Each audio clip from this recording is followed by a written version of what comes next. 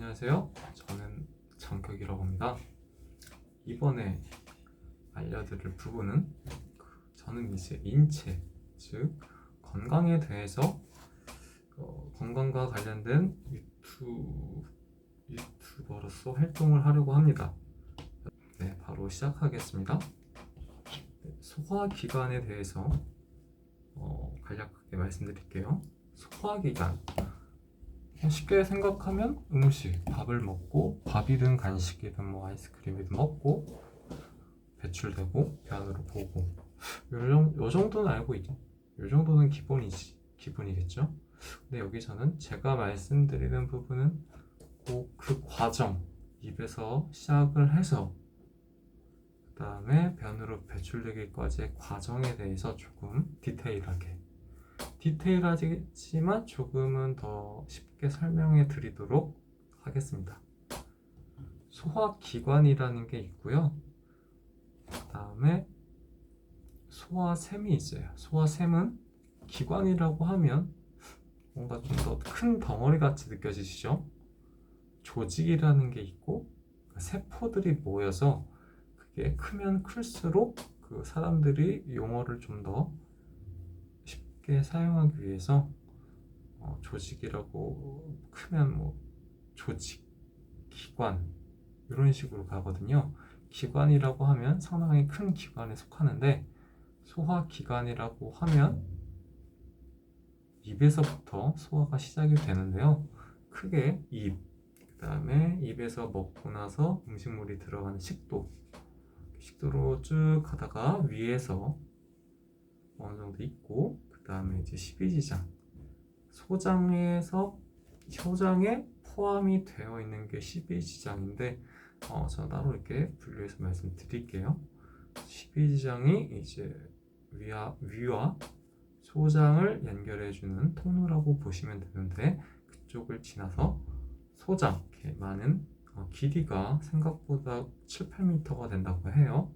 작은 창자에서 다시 큰 창자로 가면서 그 다음에 마지막으로 항문으로 가면서 이제 소화 흡수, 그 다음에 찌꺼기를 배출하는 그런 그런 일련의 과정들이 있는데 그렇게 모든 과정들을 한 파트로 하기에는 좀 부족하고 오늘 한 파트 짧은 시간에 위까지 대충 요약해서 말씀드리겠습니다.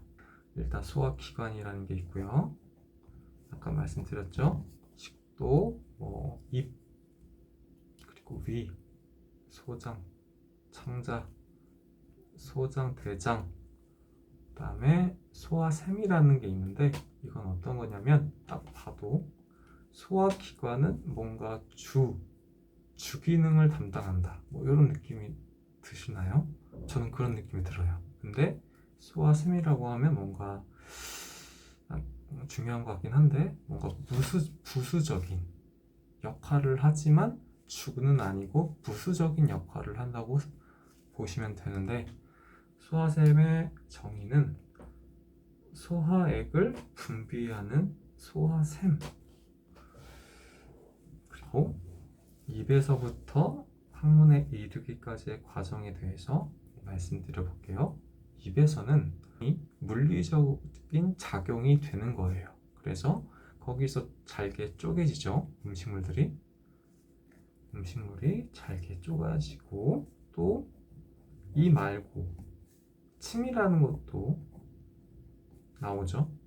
침이 역시 침에 있는 성분이, 즉 침에는 아밀라제라는 성분이 있어서 음식물을 분해하는 데 도움을 줍니다.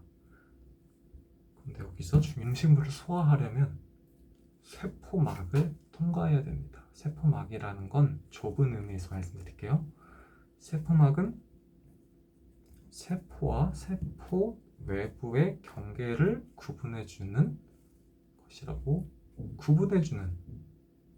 그러니까 바깥쪽 제가 이렇게 사람인데 이런 게 제가 만약에 하나의 세포라면 세포 밖, 이게 다 제 거고 이 바깥쪽 이런 데가 이제 경계선이겠죠. 좁은 의미에서는 경계선이라고 문제는 소화를 하기 위해서는 세포막을 통과해야 돼요. 그러니까 어떤 뜻이죠? 세포막을 통과해야 한다는 건 조금 더 작게 분해가 되어야지 소화가 된다는 뜻이죠. 그렇기 때문에 음식물을 통과시키기 위해서 이거는 입에서 뿐만이 아니고요. 다른 여러 소화기관에서 음식물들이 차례차례대로 갈 때마다 세포막을 통과시켜야 되기 때문에 계속해서 잘게 부서져야 된다는 말씀을 드리는 겁니다. 아셨나요?